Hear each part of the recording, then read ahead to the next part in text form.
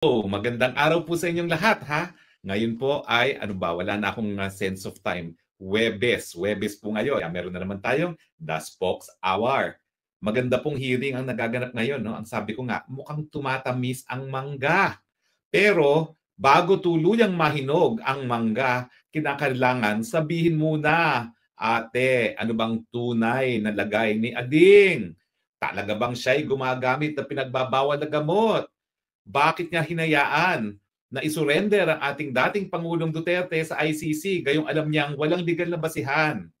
Tama ang ginagawa mo, Apte. Talagang dinidetali mo kung paano nalabag ang ating karapatang pantao ng dating Presidente Duterte, kung paano nalabag ang ating saligang batas dahil ang soberenya ng Pilipinas ay nagsasabi na dapat dito sa Pilipinas dinilitis ang mga krimen na di umano dito nangyari sa Pilipinas. Tama rin ang investigasyon mo na nagpapakita na labag mismo sa Rome Statute yung pagkikidnap kay Tatay Digong dahil hindi nga dumaan sa lokal na hukuman na sang-ayon sa Article 59 ng Rome Statute mismo ay dapat idilaan sa hukuman ng masigurado na walang kidnapping at walang paglabag sa kanyang karapatang pantao.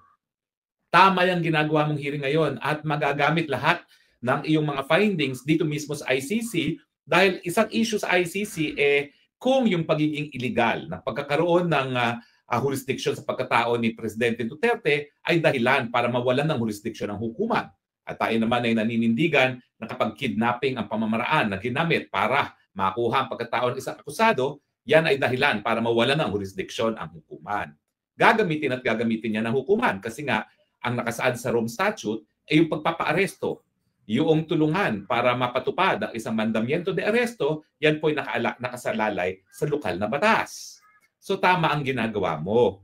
Pero naalala ko rin nung mga nakalipas na araw, mga nakalipas na buwan, na meron ka rin sinabi na para maging totoo sa bayan, sasabihan mo na iyong ading na siguro dapat magpahinga na, dapat magpagamot dahil hindi kakayanin maglingkod bilang isang presidente ang tao na merong bisyo at meron talagang hindi talaga sapat ang pag-iisip. Hanggang ngayon, di pa namin naririnig yan. Alam mo, kaming dalawa ni Maharlika, baga kami sumasayaw ng bangag, talagang wala kaming pruweba na gumagamit ng Coke is it ang presidente. Inaamin ko po yan. Ang meron lang kami, yung totality of evidence na tinatawag. Yung deklarasyon ni presidente na nakarating sa kanyang opisina bilang isang dating mayor ng Davao na may mga pagkakataon, bumibisita doon dati ang Marcos Jr. kasama ang mayaman sa Davao at gumagamit ng pinagbabawal na droga. Pangalawa, yung informante ni Agent Morales na nagsasabi nga na gumagamit sa isang condominium sa Makati ng pinagbabawal na droga ang ating presidente ngayon. No? At siyempre, yung pulboronic video na na-authenticate naman po sa Los Angeles. No? So wala pong kaduda-duda na hindi yan deep fake. So yung mga nagsasabing deep fake po, ang authority lang nila dyan ay si Pebos Talaquera at saka ang PNP na hindi naman po talaga magsasabi na genuine yan dahil yan ay tungkol sa presidente mismo. No? So, pero ikaw bilang isang ate, alam mo talaga kung may bisyo ang iyong kapatid. Alam mo talaga kung tama ang kanyang pag-iisip. Alam mo talaga kung meron siyang sapat na kakayahan na manatili pa sa pwesto. Ikaw lang ang makapagsasabi. Ikaw lang. At siyempre, kasama ng asawa niya at mga anak niya ang makapagsasabi kung talagang meron siyang bisyo na naging hadlang para siya ay matugunan ang kanyang mga katungkulan bilang isang presidente. At yan ang inaantay ng taong bayan. Maraming salamat sa ginagawa mong investigasyon. Napakadami naming nalalaman. Unang-una, nalaman natin na talagang meron pala talaga silang oplan sa PNP para arestuhin ang presidente, ang dating presidente, na alam na nila lahat ng mga lugar ng mga tinutuluyan ng presidente, ng kanyang mga kaibigan, ng kanyang mga kamag-anak, no? At alam pa nila yung mga mapa para kung saan siya aarestuhin, no? At buwan, kung hindi taon na ang lumipas, na talagang meron na silang ganitong plano. So bukod pa doon sa pagsisinungaling ng ilang mga opisyal na wala na silang pagtutulungan na gagawin sa ICC, ang katotohanan pala, bagamat dakdak sila ng dakdak na hindi na kami makipagtulungan, nagsisinungaling ang presidente mismo na talagang itataguyod ang soberenya ng bansa, behind the scenes pala, pinagpaplanuhan na kung paano talaga isusurrender ang presidente, ang dating presidente sa ICC. At ang plano ngayon na na-implement, baliwalain ang Rome Statute mismo, yung tratado na bumuo sa ICC. Dahil kung yan ay hindi binaliwala, dinala muna sa lokal na hukuman ng presidente. Baliwalain ang ating saligang batas, baliwalain ang ating mga batas. Kasi alam nyo, yung proseso na dapat sinundan, nung nakasaad sa Rome Statute na dapat dinala muna sa lokal na hukuman, ang proseso na susundan ay yung proseso ng extradition. At dapat hinarap sa RTC, inacertain ng identity, sinigurado ng karapatan ay narespeto at sinigurado na mayroong jurisdiction yung hukuman na humihingi. Kung talagang yan ay dumaan sa Korteng Pilipinas, siguradong-sigurado ko ang sagot ng Korteng Pilipinas, unang-una, hindi na kami miyembro ng ICC. Pangalawa, bukas naman ang hukumang Pilipino, hindi yan napadala sana si dating Presidente Rodrigo Roa Duterte sa The Hague. So, yung plano na nalantad ngayon sa Senado, yan ay nagpapatunayan na sinungaling ang Marcos Jr. Mas mabuti pa siguro at least si Secretary Remulla, kasi miski hindi natin gusto ang kanyang pinagsasabi, hindi siya ever nagsinungaling. As early as August of 2023, sinagsalita na siya na posibleng makipagtulungan sa ICC dahil sabi nga niya, bagamat mali, na kapag nag-request ang Interpol, kinakailangan sumunod. Ang pagkakamali niya siyempre, yung paniniwala niya, palibasa, kung magkakaroon ng red notice, dapat sumunod dahil parang mandamiento de arresto ang red notice. Hindi po. Nagkaroon pala talaga ng opinion sa DOJ mismo na ang red alert notice ay hindi international warrant of arrest. At ang pagpapatupad niyan ay sang-ayon pa rin sa lokal na batas. At ang isang magandang lumabas ngayon, yung tinatawag na administrative arrest para sa mga dayuhan, ay para sa dayuhan lamang. At ngayon, kinakailangan meron pang intervensyon ng hukuman nang masigurado na yung karapatang pantao ng dayuhan sa Pilipinas ay nare-respeto. Kasi yung ating Bill of Rights, hindi naman para Pilipino lang yan. Yan ay para sa lahat ng naririto sa ating teritoryo at lahat ng karapatang pangtao ay obligasyon ng Estado ibigayan sa lahat ng tao sa kanyang teritoryo, ke Pilipino, ke hindi. Now, nang kanina po, nakontent din yung isang ambassador Lacanilao kasi nga, ano ba naman yan? Hindi daw niya alam na nawala na sa Villamor Air Base yung presidente. Alam natin lahat sinakay na sa eroplano. At ang pinagtatalunan kanina, bago ako umalis at nag-broadcast, yung issue na sino ba talaga ang nag-order para ilipad ang dating presidente sa The Hague. Ang sinasabi ni Secretary Remulla, I gave clearance to his brother, the DILG secretary. Pero ayaw niya sabihin, ako talaga nag-order. Bakit? Well, kasi sa isang broadcast natin, di ba, inisa-isa natin yung elemento ng krimen ng arbitrary detention. Unang-una, merong tao na pinagkait ang kanyang kalayaan dahil siya ay naaresto. Pangalawa, ang pag-aresto ay gawain ng isang taong gobyerno. Pangatlo, na walang legal na basihan ng pag-aaresto. At sinabi nga natin doon sa nauna nating broadcast na lahat ng elemento ng krimen ng arbitrary detention ay naririto sa pangyayari sa pag-kidnap kay Presidente Duterte papunta ng The Hague.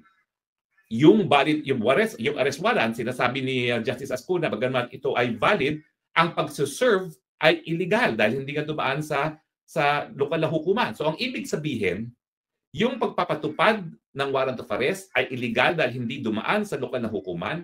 Ibig sabihin yan, yung pag-aaresto mismo ay illegal. Dahil wala naman dapat talagang mandamiento de arresto na mapapatupad sa Pilipinas kung hindi ito nanggaling mismo sa isang Pilipinong hukuman. Yun po yung importansya at kinikilala po yan ng mga bansa na bumuo ng Rome Statute at ng ICC na dapat para marespeto ang karapatan ng lahat ng tao na inaaresto sa bisa ng mandamiento de arresto ng ICC, dapat idaan muna sa lokal na hukuman at ang basihan ng lokal na hukuman kung legal o hindi ang pagpapadala sa The Hague ay ang lokal na batas. At ang lokal na batas natin, meron po tayong presidential decree na hanggang ngayon hindi pa po nare-repeal kung paano yung proseso ng extradition. Now, medyo naaliw lang ako dun sa isang statement ni Secretary Remulla na kaya daw hindi na dapat dumaan sa hukuman ay dahil hindi na tayo miyembro ng ICC. Well, hello po. Dahil hindi na nga tayo miyembro ng ICC, wala nang dahilan para isibin natin ang mandamiento de arresto ng ICC. Hindi po yan dahilan para hindi sumunod sa Rome Statute. Ibig sabihin, kung kikilalanin mo yung jurisdiction ng hukuman ng ICC, dapat kilalanin mo rin kung ano yung mga nakasaad sa tratado na bumuo ng ICC. Diba? So mali po yung ganung reasoning na palibasan din na tayo miyembro ng ICC, hindi na dapat sumunod dun sa proseso kung paano aarestuhin sa bisa ng isang mandamiento ng de arresto na inisyu ng ICC. Ang dapat dyan, dahil hindi na tayo miyembro, huwag na tayo talagang makipagtulungan dahil wala ng bisa yung warrant of arrest sa ating teritoryo. So, yun lang po, no? Pero halatang-halata naman, no, na talaga nagpapalusot na lang ang mga miyembro ng gabinete at kaya sila nag-i-invoke ngayon ng executive privilege kasi alam nila non-bailable ang pwedeng isampa ni dating Presidente Rodrigo Roa Duterte laban sa lahat na nag-utos at nagpatupad ng illegal na kanyang arrest at ng kanyang extraordinary rendition sa The Hague. Alam mong malungkot, itong mga pangyayaring ito, gaya ng ginawa nila kay dating Presidente Rodrigo Roa Duterte, kung hindi nila sinunod ang ating saligang batas, ang karapatang pantao, ang batas na lokal, at ang tratado na buo sa ICC, bakit naman ang mga ordinaryong mamamayan ay susunod sa lokal na batas? Yan po ang dahilan kung bakit itong si Anson K. at ang kanyang driver ay karumal-dumal na pinatay matapos nagbayad ng ransom. At ang nababasa ko sa mga ilang reports ng ilang mga periodista, abay, ang hiningi napakalaki, parang 100 million ata, dollars. Bumaba at nagbayad ng 60 million at 100 million, pero pinatay pa rin si Anson K. at ang kanyang driver. Kaya nagkakaroon na ganito mga karumal-dumal na mga krimen. Unang-una, leadership by way of example. Kung ang pinakamataas na presidente ng Pilipinas ngayon na si Marcos Jr. ay hindi sumunod sa batas kung paano aarestuhin ang isang tao gaya ng isang dating presidente sa bisa ng mandamiento de aresto ng ICC, bakit pa ang mga ordinaryong mga mamamayan ay susunod din sa batas kriminal natin? Di ba po? It's leadership by way of example. Kung gusto natin mapatupad ang ating mga batas, lalong-lalo na yung ating revised penal code na nagpapataw ng parusa sa mga heinous crimes gaya ng kidnapping, dapat yung chief executioner ng batas, yung pangunahing opisyales, ang presidente, na ang kanyang katungkulan ay ipatupad ang batas, siya mismo dapat sumusunod sa batas. Pero ang pagdinig ni tumatamis na mangga ay nagpapakita na binaliwala ng pinakamataas na tagapagpatupad ng ating batas, ang ating saligang batas at ating mga batas at ang tratado mismo ng ICC. Sino ngayon ang sa ordinaryong Pilipino ang maniniwala na dapat sumunod sila sa batas? At yan ang dahilan kung bakit ngayon lantaran ang mga heinous crimes na nangyayari gaya sa karanasan ni Anson K. at ng kanyang driver. Wala na kasing rule of law. Kaya hindi na natatakot ang mga kriminal na gumawa ng krimen. Alam niyo po yung usapin na kung ang death penalty ang siyang magiging dahilan para matakot ang mga krimen, matagal na pong hindi yan pinaniniwalaan. Bakit? Ang magbibigay takot sa puso at isipan ng mga kriminal, hindi po ang death penalty, kung hindi yung pagpapatupad ng batas. Hindi po gumawa ng ganyang krimen ang mga kidnappers at murderers ni Anson K. dahil natatakot sila dahil hindi sila natatakot sa batas dahil wala namang death penalty. Ginawa po nila yan dahil alam nila na kung ang presidenteng nakaupo ay gumagawa ng krimen, hindi napaparusahan, lalong-lalo na kung ang biktima ay dati ring presidente, bakit naman sila mapananagot sa kanilang mga krimen? Ibig sabihin, pag binaliwala ang rule of law dun sa highest level at ang naging biktima ay dati pang presidente, bakit naman ang ordinaryong mamamayan magkakaroon ng proteksyon ng batas? Di ba po? Kinakailangan ibalik natin ang takot at isipan sa mga kriminal sa pamamagitan ng pagpapatupad ng batas. Ang dahilan kung bakit mapapababa natin muli ang kriminalidad yung ginawa ni Presidente Duterte. Wala namang death penalty ng panahon ni Presidente Duterte. Bakit bumaba ang krimen? Kasi pinatupad niya ang batas. Hinuli niya ang mga drug pushers. Pinakulong niya ang mga drug pushers. At pinanindigan niya ang karapatan ng pulis na kung kinakailangan protektahan ang buhay ng pulis, ayon sa international human rights standards, kung merong real threat at ang ginamit na puwersa ay proportionate and reasonable given the threat to the life of the policeman, pinanindigan ni Presidente ang pagdedepensa sa sarili ng mga alagad ng batas. Hindi ko sinasabi na lahat ng pulis ay ganyan, pero meron namang mga pulis na nakonvict. Yung killer ni Kian de Los Angeles, ni killer ni Kian. O, di ba? Napatawa naman yan ng parusa at meron pang ilang mga kaso. Sabi nila kakaunti. Bakit ilang bang kaso nalitis na ICC? Ilang ba na-convict dyan sa ICC na yan? Mabibilang mo lang sa iyong mga daliri. O, di ba? Anyway, pero ang mensahe po, hindi po ito politika. Totoo po na naging mas mapayapa ang ating lipunan kay Duterte. Pero hindi ko po sinasabi yan dahil ako'y maka-Duterte. Sinasabi ko po yan dahil si dating Pangulong Duterte, palibhas sa dating piskal na naglilitis sa mga kriminal, ay pinatupad ang mga batas kriminal natin, dahilan kung bakit natakot ang mga kriminal na gumawa ng mga krimen. At siya mismo ay nagpakita sa kanyang araw-araw na buhay na siya ay tumutupad din sa batas. Unang-una, hindi siya nagpayaman. Bakit? Kasi nung piskal siya, specially deputized prosecutor siya ng mga taong gobyerno na akusado sa paglabag ng anti-graft law. Yan ang nakakalimutan ng taong bayan. Kaya nga yung bahay niya, ang tawag ko, bahay kalapate, na hindi ko po pwedeng tirhan. At talagang nadurog ang puso ko nung nalaman ko na isang dating presidente ay nakatira roon.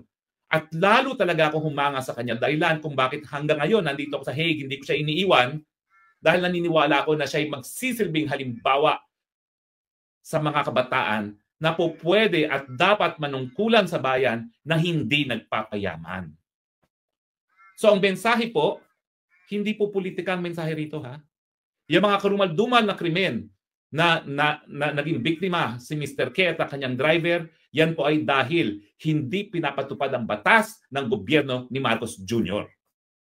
At ang nasa isipan ng marami, kung ang dating presidente ay nakidnap ng administrasyon ni Marcos Jr. at pinadala sa mga dayuhan para husgahan, bakit matatakot ang ordinaryong Pilipinong gumawa ng krimen? Ngayong ang tagapagpatupad ng batas ay siya mismong lumalabag sa batas. Yan ang usapin kung siya ay coke user. Kung siya talaga ay seryoso sa kanyang katungkulan na ipatupad ng batas, matagal na siyang nag-hair follicle test. Itigil mo na yung paghahabol kay Harry Roque na sinasabi mong nagkakalat ng pulboronic budyo. Sisihin mo ang sarili mo. Bakit may ganyang larawan? Uulitin ko, kahit anong sabihin mong deepfake yan, hindi naman rinilis yan ni Maharlika nang walang authentication galing sa isang dalubhasa. At aaminin ko na hindi lang isa yan, dalawa yan. Tatlo pa nga dahil meron ako mismong computer app na ginamit bago yan pinakita sa publiko. Kung gusto mo talaga na maniwala ang tao na seryoso ka na labanan din ng droga, itong may paratang na ikaw ay coke user, dapat nagpa-hair follicle test ka na at sinabi mo, hayan na, ito nang katunayan, hindi ako gumagamit ng cocaine, meron ng hair follicle test na mahirap mapeke ang resulta. Kaya ngayon, seryoso ako na lalabanan at huhulihin at paparusahan ang mga nagbebenta ng droga sa lipunan. Di ba po? Pero hindi. Iniiwasan. Ayaw harapin. Anong iniisip ng tao? Baka totoo. Kaya yung mga naniniwala sa pulboronic video, hindi yan dahil kay Harry Roque. Dahil yan doon sa naunang sinabi na ni Presidente Duterte, yung naunang sinabi na ni Agent Morales at kanyang mga informant, at syempre, yung pulboronic video na ayaw mong sagutin. Di ba sabi nga nila sa batas ng ebidensya, silence may be an admission of guilt. Dahil kung hindi totoo yan, matagal mo nang pinasinungalingan sa pamamagitan ng hair follicle test. So maganda pong pangyayari ngayon, tumatamis ang mangga. Pero tumatamis man ang mangga, hindi mahihinog na tuluyan kung hindi isisiwalat ang katotohanan sa pagkatao ni Ading. Yan ang inaantay natin kay Ate Manang. So Manang, gusto kita. At maraming salamat sa ginagawa mong investigasyon dahil lumalabas ang katotohanan na biktima ng kidnapping ang dating Presidente Rodrigo Roa Duterte. Pero hindi pa ito sapat. Ang issue, bakit ganyan ang iyong Ading? At ang sagot dyan, alam mo yan dahil kapatid ka. Nakita mo kung paano lumaki yan. Nakita mo kung paano lumaki yan sa high society at kung talagang gumagamit ng cocaine dahil alam namin sa high society, lantaran talaga ang paggamit ng cocaine. Yan ang isiwalat mo sa bayan. Baka mag-number 1 ka pa sa eleksyon. Agree or disagree kayo? Well, maraming salamat po sa inyong patuloy na pagtangkilik. Tignan natin. Alam niyo po, nawawala yung salamin ko dito sa Netherlands. Hindi ako makabasa. At saka ang bilis. Babasahin ko lang. Marcos Lopez Buelias, Orlando Vargas, Chin Pasig, Dandy Abandonia, naku, talagang hina ng mata ko. Kong Lagmaker, Guan Mayrin, Alela Okol, Body Jike. Naku, dami-dami pong nagkokomento. Maraming salamat po sa inyong komento, ha. At maraming salamat sa inyong patuloy na pagtangkilik, ha? So ulitin po natin ang panawagan. Gusto po naming mahinog ng tama ang mangga. Huwag iburo. Hayaang maging natural na hinog sa pamamagitan ng pagsisiwalat sa pagkatao ng iyong ading. Yan ang inaantay ng taong bayan. Maraming salamat po, ha. Magpapaalam na ako dahil napakatagal na itong broadcast nito. Okay? Salamat po sa inyong patuloy na pagtangkilik. Galing po dito sa The Netherlands. Ito po inyong Spokes ng Bayan nagsasabi, I love you, Philippines. You're the only country that I have. You're the only country that I have. God bless the Philippines.